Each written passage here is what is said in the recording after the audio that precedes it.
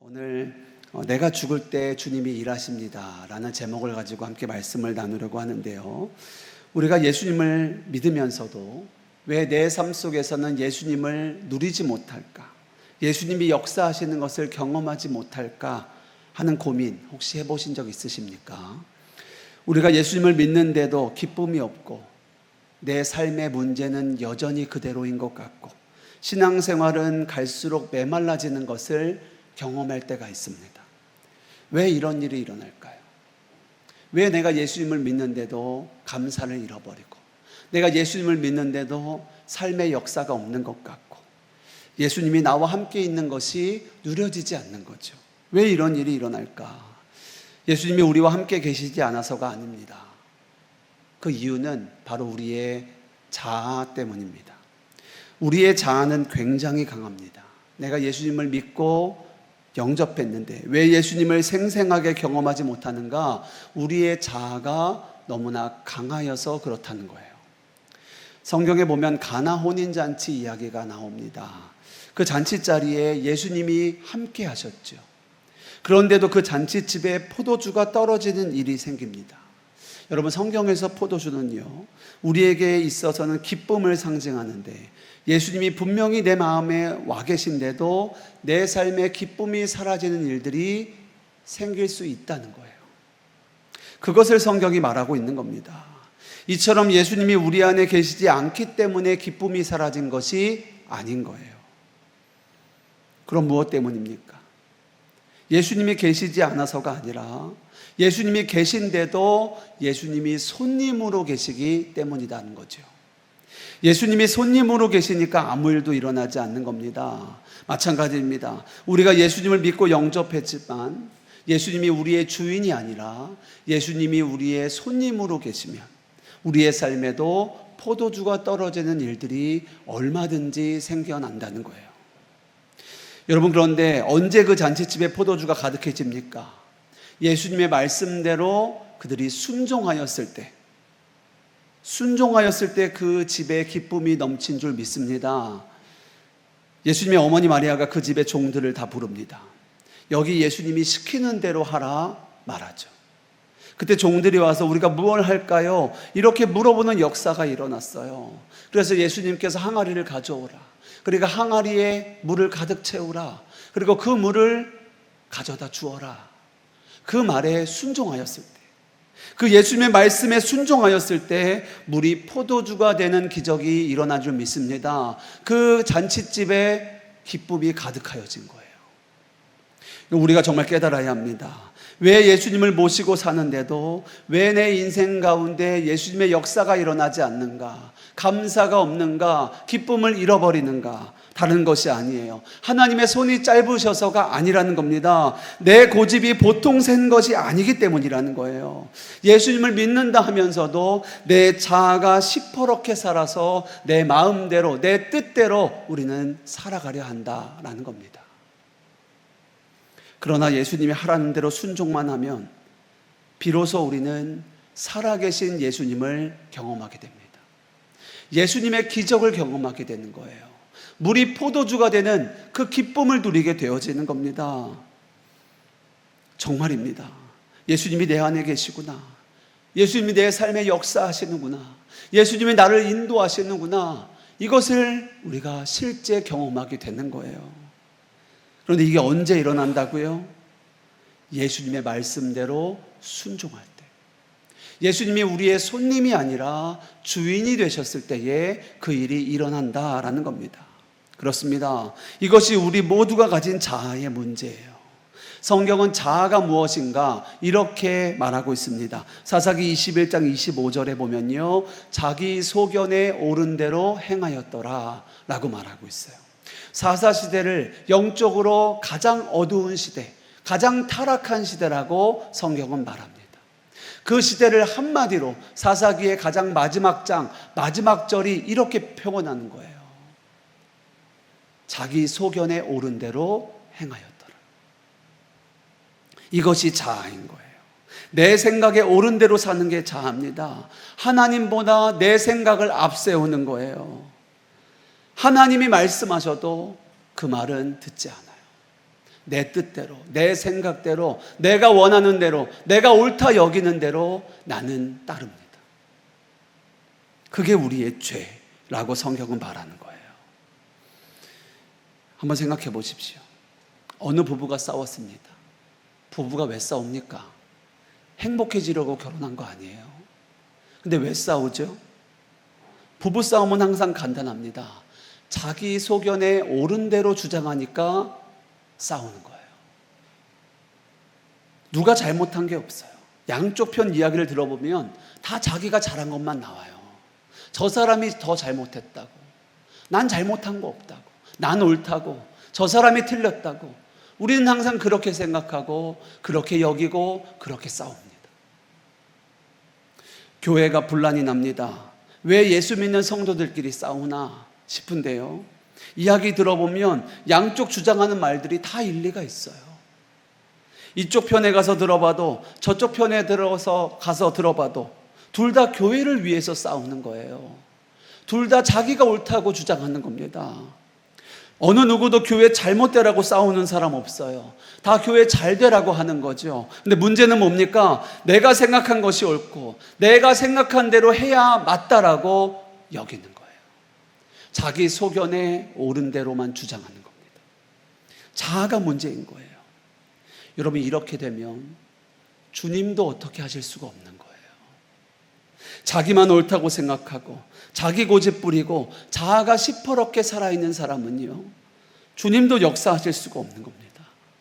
그래서 여러분, 앞으로 우리가 아름다운 교회를 세워갈 때 가장 중요하게 여기고 가장 조심해야 할 것이 바로 이것입니다. 내 생각이 옳다 여기는 것을 우리는 가장 조심해야 되는 거예요. 그러면 주님의 역사가 나타나지 않습니다. 이건 담임 목사도 마찬가지예요. 저부터가 그렇습니다. 예수님이 우리 교회의 머리세요. 우리가 예수님이 이끄시는 교회라는 표를 걸고 나아갑니다. 자, 그런데 내가 옳다고 담임 목사가 생각하고 결정하고 그리고 그 생각대로 나아가면요, 그 교회는 예수님의 교회가 아닌 거예요. 사람의 교회가 되는 겁니다. 하나님의 영광이 드러나지 않는 거예요. 교회 중직자도 마찬가지입니다. 예수님의 뜻을 겸손하게 분별할 줄 아는 그 마음을 가진 사람이 교회의 중직에 서야 되는 거예요. 그래야 이 교회가 주님이 다스릴 수 있는 교회가 됩니다. 그래야 예수님이 머리 되신 교회가 되는 거예요. 이건 정말 대단히 중요한 문제입니다. 그렇습니다. 결국은 우리가 예수님을 모시고 살면서도, 예수님이 우리가 주인이신데도 우리가 예수님을 경험하지 못하는 이유는 하나님의 손이 짧으셔서가 아니에요. 우리의 문제인 거예요. 우리의 자아 때문인 겁니다. 한 원로 목사님 한 분이 은퇴하시고 이런 말씀을 하셨다는 것을 제가 전해 들었습니다. 당신이 평생 목회하면서 집을 팔아 바치는 교인도 받고 땅을 팔아 바치는 교인도 받다 하시는 거예요. 정말 최선을 다해 하나님을 섬기고 또 하나님께 모든 것을 드리는 그런 삶을 사는 거죠. 그런데 자기 성질 뽑아 바치는 사람은 한 사람도 못 봤다는 거예요. 웃으시며 한 이야기지만 우리가 새겨들어야 할 말입니다. 여러분, 우리가 진짜 하나님 앞에 바쳐져야 할 것은요, 다른 무엇보다 내 성질을 뽑아 드려야 됩니다. 내 성질이 뽑아져야 예수님을 경험하는 거예요. 예수님은 분명히 내 안에 계시는데 지금 예수님이 아무런 역사를 하시지 못하는 이유는 여전히 내 고집과 내 성질에 가려 계시는 겁니다. 오늘 갈라디아서 2장 20절도 이렇게 말하고 있는 거예요. 오늘 사도 바울이 주님께 놀랍게 쓰임받은 이유를 이 말씀에서 우리는 발견합니다. 사도 바울이 특별한 게 아니에요. 사도 바울이나 우리나 성정은 똑같습니다. 예수님이 우리 안에 계신 것도 다 똑같아요. 그런데 무엇이 다릅니까? 고백이 다른 거예요. 우리 다시 한번 갈라디아서 2장 20절 같이 읽겠습니다. 내가 그리스도와 함께 십자가에 못 박혔나니 그런즉 이제는 내가 사는 것이 아니요 오직 내 안에 그리스도께서 사시는 것이라. 이제 내가 육체 가운데 사는 것은 나를 사랑하사 나를 위하여 자기 자신을 버리신 하나님의 아들을 믿는 믿음 안에서 사는 것이라. 아멘. 여러분, 사도 바울의 고백이 무엇입니까? 이제는 내가 산 것이 아니라는 거예요. 무슨 말입니까? 나는 죽었다는 거예요. 나의 자아는 죽었다는 겁니다. 이 고백이 다른 거예요. 사도 바울은 이 자아의 죽음을 고백하고 있습니다. 이제는 내가 산 것이 아니라는 거예요. 그런데 우리는 그 고백이 안 되는 거예요. 예수님을 믿는다고 하면서도 여전히 내 생각, 내 뜻, 내 의지, 내 계획, 이것을 놓지 못하는 거예요. 여러분, 우리의 자아가 죽어야 합니다. 그래야 주님이 일하시는 거예요. 예수님께서 내 삶의 손님이 아니라 주인이 되셔야 합니다. 그래야 우리의 삶에 역사하실 수가 있는 거예요. 그때의 내 삶이 바뀌고 삶의 자리에서 하나님의 놀라운 역사를 경험하는 겁니다. 나는 죽고 예수로 사는 그 주님의 놀라운 역사를 누리는 저와 여러분 되시기를 주님의 이름으로 축복합니다. 그런데 많은 성도들이 주님이 내게 왜 죽으라고 하는지를 모르고 살아갑니다. 그래서 안 죽으려고 발버둥을 쳐요. 여러분, 죽음은 우리를 괴롭게 하려고 주신 말씀이 아닙니다. 오히려 내가 죽어야만 우리 안에 예수님이 역사하실 수 있어요. 우리가 참 자유와 은혜와 축복을 누릴 수 있게 되어지는 거예요. 이것이 십자가의 비밀입니다. 내가 내려놓을 때 예수님이 일하시고 내가 비울 때에 예수님이 채우시는 거예요. 이 비밀을 아셔야 돼요. 그래서 주님은 우리에게 자아가 죽어야 한다 말씀하시는 겁니다. 우리가 예수님을 믿는데 가나 혼인잔치에 포도주가 떨어진 것처럼 우리의 삶에 감사가 떨어지고 은혜가 떨어지고 기쁨이 떨어지는 거예요. 왜 그렇습니까? 예수님이 여전히 주인이 아니신 거예요. 내가 주인 된 거예요. 그러니까 주님은 가만 계실 수밖에 없는 겁니다. 그런데 여러분, 우리가 죽으면, 내가 죽으면 주님이 주인 되셔서 역사하시는 거예요. 그리고 우리는 경험하는 겁니다. 아, 예수님이 정말 나와 함께 하시는구나. 예수님이 나의 삶 가운데 이렇게 역사하고 계시는구나. 이것을 우리의 삶에서 놀랍게 경험하게 되는 겁니다. 그 시작이 바로 십자가에서의 죽음이에요. 고아로 자란 어느 소녀가 있습니다. 어릴 때 부모님이 세상을 떠나고 고모의 손에 길러지게 됐어요. 고모는 결혼도 안 하고 이 조카를 키웠습니다. 그런데 이 소녀가 고등학생이 되었을 때 친구의 전도를 받고 교회를 가게 됩니다. 교회에 나왔는데 교회를 나와서 가장 마음이 아픈 것이 자기가 고모와의 관계가 안 좋은 것, 이것이 계속하여 그 마음에 걸리는 거였습니다. 이제 고등학생이 되었으니까 이제 사춘기 때잖아요. 예민할 때이지 않습니까? 사춘기 때는 부모와 자녀 간에도 방황하고 또 신경질도 부리고 그렇게 참 쉽지 않은 시간들을 보내는데 고모와 조카의 사이다 보니까 사춘기가 더 어려운 겁니다. 고모는 고모대로 잔소리가 더 많아지고 또 이 아이는 반항심이 더 커지고 계속 상황이 어려워지는 거죠. 근데 그 여학생이 교회에 나와서 은혜를 받고 보니까 계속해서 그 고모와의 관계가 마음에 걸리는 거예요. 내가 이러면 안 되는데, 내가 이러면 안 되는데, 그런 마음들이 계속 일어나는 겁니다. 그래서 교회에 와서는 회개하고 고모에게 잘하겠다고 그렇게 결단하고 다시 집에 돌아가지만 또 집에 가서 또 싸우고 다투고 문 닫고 문 잠그고 그렇게 냉전을 펼치는 일들이 계속하여 반복되는 거예요. 고모가 조금만 잔소리하고 조금만 심하게 야단을 치면 그냥 그 안에 화가 부릴 듯이 일어나는 거예요. 그렇게 대들고 또 싸우고 이 일이 계속 반복됩니다. 또 교회 가서는 회개하고 결단하고 또 반복되고. 그러다 어느 날 이 소녀가 설교를 듣는데 갈라디아서 2장 20절의 말씀을 듣게 됩니다. 이제는 내가 산 것이 아니요 내 안에 그리스도가 사는 것이라. 이 소녀가 정말 놀라운 은혜를 받았어요. 아, 그렇구나. 나는 죽은 거구나. 내 힘으로 하는 것이 아니구나. 내 안에 예수님이 하시는 거구나. 이것을 그가 깨닫게 돼요. 그래서 그 학생이 집에 들어갈 때마다 들어가기 전에 그 문고리를 잡고 기도를 시작합니다. 예수님, 제가 지금 집에 들어갑니다. 예수님 나와 함께 계시죠. 제가 들어가면 항상 고모와 싸웁니다. 그러나 주님이 나와 함께 계신 줄 믿습니다. 주님, 나를 통해 예수님이 고모를 만나주세요. 이렇게 매일마다 기도하고 문고리를 잡고 기도하고 집에 문을 열고 들어가기를 시작해요. 그날 고모가 현관에서 기다리고 있었습니다. 그 고모는 조카가 교회 가는 걸 그렇게 싫어했어요. 공부는 안 하고 거기 가서 남자 학생들과만 어울리는 그 모습들이 싫은 거죠. 그렇게 생각했던 것 같아요. 그날도 토요일 학교는 진짜 끝났는데 늦게 들어오니까 벌써 교회 갔다 온 줄 고모는 아는 거죠.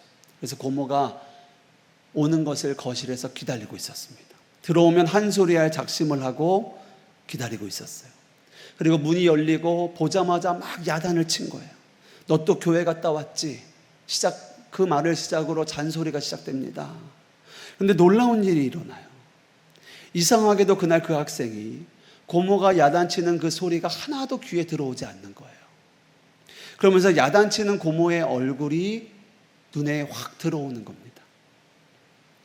고모가 내가 어릴 때는 참 예쁘고 고왔는데 이제는 나이가 든 기색이 얼굴에 나타나고 주름도 생기고 흰머리도 보이고 조카 눈에 고모가 그렇게 보이는 거예요. 나 때문에 결혼도 하지 못하고 나 기르느냐고 혼자서 그렇게 수고한 그 고모의 주름과 흰머리가 보이는 겁니다. 그래서 갑자기 잔소리를 하는 고모의 말을 들으면서도 고모를 와락 껴안았습니다. 고모 얼굴에 주름이 생겼어. 고모 흰머리가 났어. 나 때문에 고모가 너무 고생이 많아. 미안해 고모. 그렇게 고모를 끌어안고 우는데요, 이 고모 되는 분이 가슴이 갑자기 뜨거워지는 거예요. 조카가 자기를 끌어안고 그렇게 우는데 평생 혼자 살았던 이 고모가 한 여인으로서 얼마나 슬픔과 한이 많은 인생이었겠어요. 이 아이를 끌어안고 사는 게 얼마나 쉽지 않은 인생이었겠습니까? 그런데 그날 예수님께서 그 조카를 통하여 고모를 만나주신 거예요. 고모 눈에 눈물이 나고 마음이 뜨거워집니다. 설명할 수도 없고 이해할 수 없는 일이었어요. 그러면서 이 조카가 진짜 달라졌구나. 예수님 만나고 예수님을 믿는다고 하더니 정말 바뀌었구나 라는 것을 그 고모가 알게 돼요. 이 아이가 교회 나가서 이렇게 된다면 나도 한번 교회 가봐야겠다. 그리고 그 조카와 함께 교회에 나오게 되고 예수님을 믿게 되고 그리고 집사 직분도 받게 됐다는 거예요. 여러분, 어떻게 이런 일이 일어납니까? 그 소녀 안에 있는 예수님이 역사하셨기 때문에 그 고모가 예수님을 만나게 된 줄 믿습니다. 그 조카를 통하여 주님이 그 여인을 만난 거예요. 사람의 힘이 아닙니다. 주님이 하신 거예요. 근데 주님이 그 조카를 통하여 하신 거죠. 여러분, 우리 가정 안에 예수님을 경험하는 방법은 너무나 간단합니다. 우리는 이미 예수님을 믿어요. 예수님을 영접했습니다. 영접했다라는 것은요, 우리의 마음의 문을 열었다는 거예요. 우리가 영접을 할 때 주님은 우리 마음에 들어오십니다. 그때부터 우리는 주님과 동행하기를 시작한 거예요. 주님이 우리와 함께 하시는 거예요. 내가 너희를 지금부터 영원까지 떠나지 아니하겠다 약속하셨잖아요. 여러분, 오늘 예배가 끝나고 다 집에 가실 거잖아요. 계속 여기 계실 분 안 계시죠? 다 집에 가실 겁니다. 근데 여러분 혼자 가십니까? 예수님 함께 가십니까? 함께 가시죠. 여기다가 예수님 두고 여러분만 가는 거예요? 아니잖아요. 예수님과 함께 여러분의 삶의 자리로 가는 거잖아요. 그런데 평소에 우리는요, 예수님이 나와 함께 하신다라는 생각하지 않아요. 예수님이 우리 집에 계시다는 느낌 전혀 없어요. 이유는 하나예요. 내가 안 죽은 거예요. 우리 교회에 가족이 함께 믿음 생활하기를 간절히 바라고 소원하는 이들이 많습니다. 남편을 위해, 아내를 위해, 부모를 위해, 또 자녀를 위해 열심히 기도하는 것 너무나 귀하고 중요합니다. 그런데 기도만 할 게 아니에요. 기도하고 순종해야 합니다. 한 영혼을 전도하는 가장 강력한 방법은요, 기도하고 순종하는 거예요. 그런데 순종이 안 되는 거예요. 기도도 순종이 필요하고요, 우리가 주님과 함께 살아내는 것도 순종이 필요한데요, 그 순종이 안 되는 거예요.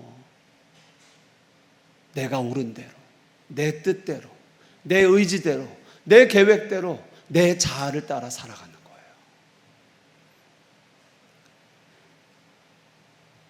아내가 여전히 자기 고집과 성질대로 살아간다면 남편은 아내를 통해 예수님을 못 만나는 거예요. 그러나 자아가 십자가에 못 박히고 예수님이 다스리시는 삶을 살기 시작하면 남편은 아내를 통해 예수님을 만나게 됩니다. 처음에는 그게 예수님인지 몰라요. 근데 이상함을 느낍니다. 아내가 달라지는 거예요. 내가 아는 아내가 아닌 거예요. 분명히 내가 아는 아내가 맞는데, 근데 말이 달라지고 행동이 달라져요. 왜 그렇습니까? 자아가 죽은 거예요. 예수로 사는 거예요. 그것을 남편이 느끼는 겁니다. 느낄 수밖에 없는 거예요. 그때 남편은 아내를 통해 예수님을 만나게 됩니다. 자녀도 마찬가지예요. 모든 부모가 자녀들이 믿음으로 자라기를 원하죠. 그런데 부모가 교회에서는 열심히 예배하고 봉사도 헌신적으로 하는데 집에서는 세상 엄마들과 아무런 다른 게 없어요. 전혀 다른 모습을 보여요. 자녀들은 거기에 실망하는 거예요. 교회에서의 모습과 집에서의 모습이 다른 거예요. 하지만 부모가 이제는 내가 사는 것 아니요, 오직 내 안에 그리스도께서 사시는 그 삶을 살기 시작하면 자녀는 부모를 통하여 살아계신 예수님을 만나게 되는 거예요. 아, 이것이 예수 믿는 거구나. 이것이 예수 믿는 거구나 라는 것을 엄마를 통해, 아빠를 통해 자녀가 만나는 거예요. 사랑하는 여러분, 가족들에게 예수 믿으라고 강요하지 마세요. 때를 얻든지 못 얻든지 전해야죠. 근데 강요한다고 되는 게 아닙니다. 말만 한다고 되는 게 아니에요.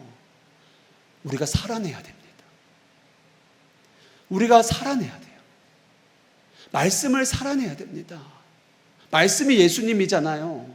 예수님을 우리의 삶을 통해서 드러내셔야 돼요. 그것이 드러나야 나를 통해 예수님을 만나게 되는 거예요. 나를 통해 우리의 가정을 예수님이 변화시키는 겁니다. 그 일의 시작이 언제 일어나는 겁니까? 내가 죽어야 되는 거예요. 내가 십자가에서 처리돼야 되는 겁니다. 그래야 내 안에 살아계신 예수님께서 나의 삶을, 또 나의 가정을, 나의 직장을, 우리의 삶의 자리를 놀랍게 변화시키는 거예요. 여러분, 오늘 밤에 분명히 깨달으셔야 합니다. 내가 죽어야 비로소 주님이 역사하시는 거예요. 이것이 완전한 순종입니다. 내가 죽어야 순종할 수 있는 거예요. 순종은 두 가지가 있습니다. 억지로, 내 힘으로, 내 의지로 하는 순종이 있죠. 그 순종은요, 끝까지 못합니다. 온전한 순종이 안 돼요. 잠깐은 할 수 있겠죠. 의지가 강하면 강할수록 좀 더 버틸 수는 있겠죠. 그러나 거기까지입니다. 온전한 순종이 없어요. 그리고 하나님의 역사도 없습니다. 그러나 우리가 주님 안에서 죽으면, 십자가에서 죽으면, 그러면 그때부터 주님이 역사하시기 시작해요. 내가 죽을 때 순종할 수 있는 거예요. 그래야 역사하실 수 있는 겁니다. 이것이 완전한 순종입니다. 교회도 마찬가지입니다. 교회가 교회되는 원리가 바로 모든 성도가 예수 안에서 죽었을 때, 그때에 예수님이 우리의 머리가 되셔서 우리를 인도하시고 우리를 통하여 놀라운 역사를 이루시고 우리를 통하여 하나님만 영광 받으시는 거예요. 담임 목사만 죽는 거 아닙니다. 장로님만 죽는 거 아니에요. 중직자들만, 직분자들만이 아닙니다. 우리 모든 사람이, 예수 믿는 우리 모두가 십자가에서 죽을 때 교회를 통하여 주님이 드러나시는 거예요. 왜 지금 이 시대에 교회가 손가락질을 받습니까? 하나님의 손이 짧으셔서입니까? 아니에요. 우리가 죽지 않아서 그래요. 우리가 살지 않아서 그래요.